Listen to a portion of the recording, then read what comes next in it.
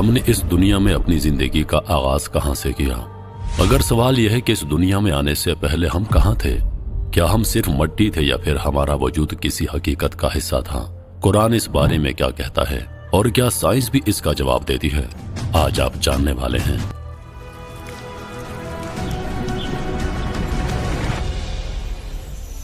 इंसान की जिंदगी के लिए अल्लाह ताला ने 4 आलमों का तायुन फरमाया: आलम अरवाह, आलम दुनिया, आलम बरज़ख और आलम आखिरत। हयात जिंदगी इन 4 आलमों पर मुश्तमिल है और हर इंसान को इन 4 आलमों से गुजरना पड़ता है। हम लोग आलम अरवाह से आए हैं, आलम दुनिया में रह रहे हैं, मरने के बाद आलम बरज़ख में चले जाएंगे और आलम आखिरत में क़यामत के दिन फिर से इकट्ठे किए जाएंगे। अल्लाह ताला ने पहले जब हमें पैदा फरमाया तो अरवाह की शक्ल में पैदा फरमाया और जिस आलम में हमें रखा गया वो आलम अरवाह था। आलम अरवाह को आलम अरवाह इसलिए कहा जाता है कि वहाँ पर सिर्फ रूहें रहती हैं, वहाँ पर जिस्म नहीं होता, और क्योंकि रूह पाक और नूरानी होती है। इस्लामी रिवायात के मुताले से हमें यह बात पता चलती है कि इस दुनिया में भेजे जाने से पहले हम सभी एक और आलम में भी रहकर आ चुके हैं, जिसे आलम अरवाह कहते हैं। यानी रूह को इंसान के पैदा होने से पहले ही पैदा करके आलम अरवाह में रखा गया। रिवायत है कि आप अलैहिस्सलाम ने फरमाया, अल्लाह ताला ने रूह को इंसानों के पैदा होने से 2000 साल पहले पैदा कर दिया था। कायनात में जब अल्लाह और उसके फरिश्तों के सिवा कोई दूसरी मखलूक नहीं थी, तब अल्लाह ताला ने ये इरादा फरमाया कि एक ऐसी मखलूक पैदा की जाए जो मेरी इबादत करे और मुझे रब तस्लीम करे। चुनांचे अल्लाह ताला ने अपने नूर से आलम अरवाह को पैदा किया और फिर अपने खास नूर से तमाम रूहों को पैदा फरमाया। रूहें अल्लाह ताला के नूर से जुदा होकर बिल्कुल साकत और बेजान हो गईं। अल्लाह ताला ने अपनी मोहब्बत की निगाह से उन पर शफकत फरमाई और फरमाया, क्या मैं तुम्हारा रब नहीं हूँ? ये नूरानी अल्फाज सुनकर तमाम रूहों ने कहा, जी हाँ, आप ही हमारे रब हैं। इसी फितरत और अहद के साथ इंसान इस दुनिया में आता है, मगर दुनिया में आने के बाद माहौल उसको अपने सांचे में डाल देता है। जैसा कि अल्लाह के रसूल सल्लल्लाहु अलैहि वसल्लम ने फरमाया कि जब भी कोई बच्चा पैदा होता है, फितरी तौर पर दीन इस्लाम यानी दीन हक लेकर पैदा होता है, मगर बाद में उसके माँ बाप उसको अपना दीन सिखा देते हैं। इसी बात का जिक्र कुरान मजीद में कुछ इस तरह से है। जब अल्लाह ताला ने हजरत आदम अलैहिस्सलाम और उनकी औलाद को पैदा फरमाया तो उनसे इकरार करवाया कि क्या मैं तुम्हारा रब नहीं हूँ? वो कहने लगे, क्यों नहीं, हम गवाह हैं। ये इकरार इसलिए करवाया गया ताकि क़यामत के दिन तुम ये ना कह सको। उसके बाद अल्लाह ताला ने ऐलान किया कि अगर तुम में से कोई दुनिया और दुनियावी हैसियत चाहेगा तो मैं उसे वो अता करूंगा। अगर कोई जन्नत चाहता है तो मैं उसे वो भी दूंगा, और अगर मेरी जात मेरी पहचान चाहता है तो मैं उसे वो भी अता करूंगा। तमाम इंसानों की रूहें दुनिया में आने के बाद, क्योंकि हमारी सोच और अकल महदूद है, इसलिए हमें अपनी रूहानी जिंदगी याद नहीं, लिहाजा अब हमें अपना वादा याद नहीं। इसलिए अल्लाह ताला ने अंबिया कराम अलैहिस्सलाम भेजने का सिलसिला जारी किया था कि वो हमें बार बार किया हुआ अहद याद दिलवा सके और सही रास्ता बता सके। कुछ यहूदियों ने आप अलैहिस्सलाम से सवाल किया कि रूह क्या है, तो अल्लाह ताला ने आयत नाज़िल फरमाई, ये लोग आपसे पूछते हैं कि रूह क्या है, तो आप फरमा दीजिए कि रूह अल्लाह ताला का हुक्म है और तुम लोगों को इसके बारे में थोड़ा सा इल्म दिया गया है। दुनिया में भेजे जाने के बाद रूह की जितनी जिंदगी मुतय्यन कर दी गई, उससे एक लम्हा भी रूह यहाँ पर ज्यादा वक्त नहीं गुजार सकती। आलम दुनिया हयात इंसानी की दूसरी मंजिल है, यही आलम दारुल अमल है और यहीं पर किए जाने वाले आमाल आगे भेज दिए जाएंगे। आलम अरवाह रूहों का वेटिंग रूम है, जहाँ पर वो दुनिया में आने का इंतजार करती हैं। इसके बाद दुनिया में अपनी उम्र गुजारने के बाद ये रूहें आलम बरज़ख की तरफ चली जाती हैं, वो भी एक तरह का वेटिंग रूम है। यहाँ पर ये तमाम रूहें क़यामत के दिन का इंतजार करती हैं। क़यामत के दिन हिसाबो किताब के बाद जहन्नम के लोग अल्लाह ताला से फरियाद करेंगे, ए अल्लाह, तूने हमें 2 मरतबा मारा और 2 मरतबा जिंदा किया। इससे आगे कोई और भी मरहला मौजूद है, मगर आखिरत आखिरी मरहला है और वहाँ पर लोग हमेशा हमेशा की जिंदगी गुजारेंगे। आलम दुनिया में इंसान मादी जिस्म की शक्ल में है, यही जिस्म रूह का पिंजरा है। इसी रूह से आपकी जिंदगी है, आपकी खुशियां हैं, आपका सुकून है। यही रूह रोज़े अज़ल अपने रब से मिली थी और इसी रूह ने अपने रब की आवाज सुनी थी और अपने रब को देखा था, और इसी रूह ने अहद के जवाब में कालू बिल्ला कहा था। और यही रूह आपके मरने के बाद दोबारा अपने अगले आलम में भेज दी जाएगी। अब अगर साइंस की बात करें तो साइंस भी ये मानने पर मजबूर हो चुकी है کہ انسان زمینی مخلوق نہیں۔ ڈاکٹر ایلیکس سلور جو کہ ایک سائنسدان، مصنف اور انوائرمنٹل جغرافی کے ایکسپرٹ ہیں، ان کے اس تہلکہ خیز ریسرچ نے ایوولوشن کے نظریات کا جنازہ اٹھا دیا اور تمام ارتقائی سائنسدان قاصر ہو کر لاجواب ہو گئے۔ انہوں نے ایک مایہ کتاب لکھی جس کا نام ہے ہیومنز آر ناٹ فرام ارتھ۔ انسان اس سیارے یعنی زمین کا اصل رہائشی نہیں ہے، بلکہ اسے کسی دوسرے سیارے پر تخلیق کیا گیا اور کسی وجہ سے اس کے اصل پلانٹ سے اس کو زمین پر بھیج دیا گیا۔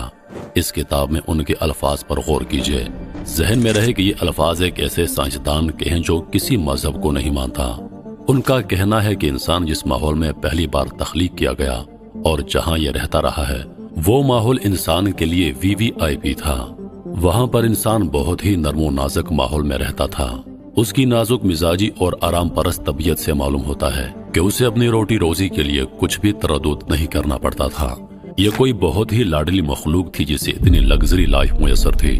وہ ماحول ایسا تھا جہاں سردی اور گرمی کے بجائے بہار جیسا موسم رہتا تھا، اور وہاں پر سورج کی تیز دھوپ اور الٹرا وائلٹ شعاعیں بالکل نہیں تھیں جو اس کی برداشت سے باہر اور تکلیف دہ ہوتی ہے۔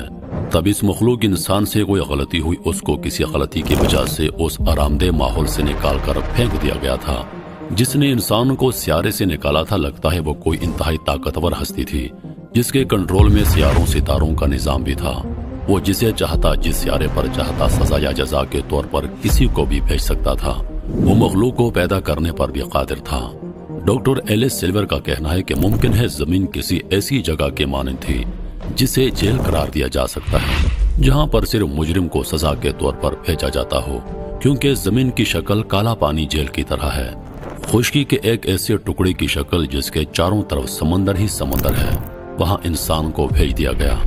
ڈاکٹر ایلیس سلور ایک ایسے سائنٹسٹ ہیں جو صرف مشاہدات کے دلائل کے نتائج کے حاصل کرنے کے بعد رائے قائم کرتا ہے۔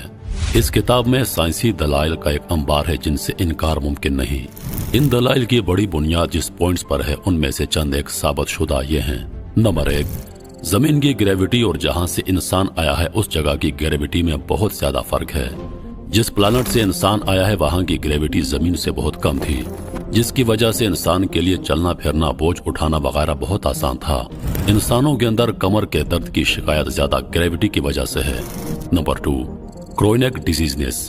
انسان میں جتنے دائمی امراض پائے جاتے ہیں وہ باقی کسی بھی ایک مخلوق میں نہیں ہے جو زمین پر بس رہی ہیں۔ ڈاکٹر ایلیس سلور لکھتا ہے کہ آپ اس روئے زمین پر ایک بھی ایسا انسان دکھا دیجئے جسے ایک بھی بیماری نہ ہو، تب میں اپنے دعوے سے دستبردار ہو جاؤں گا، جبکہ میں آپ کو ہر جانور کے بارے میں بتا سکتا ہوں کہ وہ وقتی بیماریوں کو چھوڑ کر کسی بھی ایسے مرض میں گرفتار نہیں۔ نمبر 3، سن سٹروک۔ ایک بھی انسان زیادہ دیر تک دھوپ میں بیٹھنا برداشت نہیں کر سکتا، بلکہ کچھ ہی دیر بعد اسے چکر آنے لگتے ہیں اور سن سٹروک کا شکار ہو سکتا ہے، جبکہ جانوروں میں ایسا کوئی ایشو نہیں۔ مہینوں دھوپ میں رہنے کے باوجود جانور نہ تو کسی جلدی بیماری کا شکار ہوتے ہیں، نہ کسی اور طرح کے مرض میں مبتلا ہوتے ہیں جس کا تعلق سورج کی تیز شعاؤں یا دھوپ سے ہوں۔ نمبر 4، انسان محسوس کرتا ہے اور ہر وقت اسے یہ احساس رہتا ہے کہ اس کا گھر اس پلانٹ پر نہیں۔ کبھی کبھی ایسی اداسی طاری ہوتی ہے جیسے کسی پردیس میں رہنے والے پر ہوتی ہے، چاہے وہ اپنے گھر میں خونی رشتہ داروں کے ساتھ ہی کیوں نہ ہو۔ Number 5، human temperature. زمین پر رہنے والی تمام مخلوقات کا ٹمپریچر ہر سیکنڈ بعد آٹومیٹک طریقے سے ریگولیٹ ہوتا ہے، جبکہ انسان کا ایسا کوئی سسٹم نہیں۔ انسان بدلتے موسم اور ماحول کے ساتھ بیمار ہونے لگ جائے گا۔ موسمی بخار کا لفظ صرف انسانوں میں ہے۔ Number 6، DNA۔ انسان اس پلانٹ پر پائے جانے والے دوسرے جانداروں سے بہت مختلف ہے۔ سیارہ زمین پر پائے جانے والے دوسرے جانداروں سے بہت مختلف اور زیادہ ہے۔ نمبر 7، زمین کے اصل رہائشی جانوروں کو اپنی غذا حاصل کرنا اور اسے کھانا مشکل نہیں۔ وہ ہر غذا ڈائریکٹ کھاتے ہیں، جبکہ انسان کو اپنی غذا کے چند لقمے حاصل کرنے کے لیے ہزاروں جتن کرنے پڑتے ہیں۔ پہلے چیزوں کو پکا کر نرم کرنا پڑتا ہے، جس کے بعد وہ غذا استعمال کے قابل ہوتی ہے۔ اس سے یہ بھی ظاہر ہوتا ہے کہ انسان زمین کا رہنے والا نہیں۔ جب یہ اپنے اصل پلانٹ پر تھا تو وہاں اسے کھانا پکانے کا جھنجھٹ نہیں اٹھانا پڑتا تھا، بلکہ ہر چیز کو ڈائریکٹ غذا کے لیے استعمال کرتا تھا۔ مزید یہ کہ انسان 2 پاؤں پر چلنے والا ہے، جو اس کے یہاں پر ایلین ہونے کی نشانی ہے۔ ایلین ہر اس مخلوق کو کہا جا سکتا ہے جو اس سیارہ زمین کا نہیں۔ انسان کو زمین پر رہنے کے لیے نرم و گداز بستر کی ضرورت ہوتی ہے، جبکہ زمین کے اصل باسیوں یعنی جانوروں کو اس طرح نرم بستر کی ضرورت نہیں۔ یہ اس چیز کی علامت ہے کہ انسان کے اصل سیارے پر سونے اور آرام کرنے کی جگہ انتہائی نرم و نازک تھی، جو اس کے جسم کی نازکی کے مطابق تھی۔ انسان زمین کے سب باسیوں سے بالکل الگ ہے، لہٰذا یہاں پر کسی بھی جانور، بندر یا چمپینزی وغیرہ کی ارتقائی شکل نہیں، بلکہ اسے کسی اور سیارے سے زمین پر کوئی اور مخلوق لا کر پھینک گئی۔ انسان کو جس اصل سیارے پر تخلیق کیا گیا تھا وہاں زمین جیسا گندا ماحول نہیں تھا۔ ایسی نرم و نازک جلد جو زمین کی سورج کی دھوپ میں جل کر سیاہ ہو جاتی ہے، اس کی پیدائش اس سیارے کے مطابق بالکل مناسب بنائی گئی تھی۔ یہ اتنا نازک مزاج تھا کہ زمین پر آنے کے بعد بھی اپنی نازک مزاجی کے مطابق ماحول پیدا کرنے کی کوشش میں رہتا ہے۔ جس طرح اسے اپنے سیارے پر آرام دہ اور پرتاش بستر پر سونے کی عادت تھی، وہ زمین پر آنے کے بعد بھی اسی کے لیے کوشش کرتا ہے کہ زیادہ سے زیادہ آرام دہ زندگی گزار سکوں۔ جیسے خوبصورت، قیمتی اور مضبوط محلات، مکانات اس کے ماں باپ کو وہاں پر میسر تھے، وہ اب بھی انہی جیسے بنانے کی کوشش کرتا ہے، جبکہ باقی سب جانور اور مخلوقات اس سے بے نیاز ہیں۔ یہاں زمین کی مخلوقات عقل سے عاری اور تھرڈ کلاس زندگی کے عادی ہیں، جن کو نہ اچھا سوچنے کی توفیق ہے نہ اچھا رہنے کی۔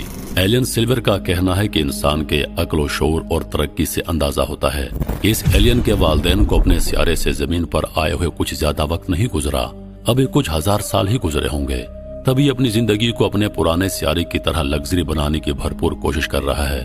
کبھی گھڑیاں ایجاد کرتا ہے، کبھی موبائل فون۔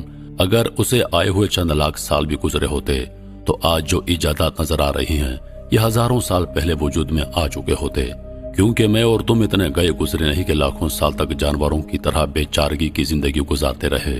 مزید یہ کہ وہ اس حوالے سے ارتقائی نظریے کی بھی بڑی تردید کرتے ہیں، یعنی کہ انسان بندر یا چمپینزی سے ترقی اور ارتقا کر کے انسان نہیں بنا، بلکہ یہ تو ایک معزز اور محترم مخلوق تھی جو ایک خاص شکل و صورت میں پیدا کی گئی۔ اگر یہ ارتقا ہی ہوتی تو آج کل کے بندر سے انسان کیوں نہیں بن رہے، اور یہ ارتقا بندر ہی کے ساتھ کیوں؟ دیگر جانوروں کا بھی تو حق بنتا ہے۔ ڈاکٹر ایلیس سلور کی کتاب میں اس حوالے سے بہت کچھ ہے، اور سب سے بڑی بات یہ ہے کہ اس کے دلائل کو ابھی تک کوئی جھوٹا ثابت نہیں کر پایا۔ یہ کوئی کہانی نہیں بلکہ حقیقی داستان ہے۔ میں اور تفصیل میں نہیں جاؤں گا کیونکہ ہم سب اپنے باپ حضرت آدم علیہ السلام اور اماں حضرت حوا علیہ السلام کے معاملے سے اچھی طرح باخبر ہیں۔ سائنس بھی اللہ کی طرف چل پڑی ہے اور سائنسدان وہ سب کہنے پر مجبور ہیں جو انبیاء کرام علیہ السلام ہزاروں سالوں سے اپنی نسلوں کو بتاتے آ رہے ہیں۔ ارتقاء کی نظریات کا جنازہ اٹھ چکا ہے۔ یہ سیارہ زمین ہمارا نہیں، اور اللہ نے بھی اپنی کتاب قرآن میں بار بار فرمایا ہے کہ اے انسانوں، دنیا کی زندگی تمہارے لیے صرف آزمائش کی جگہ ہے۔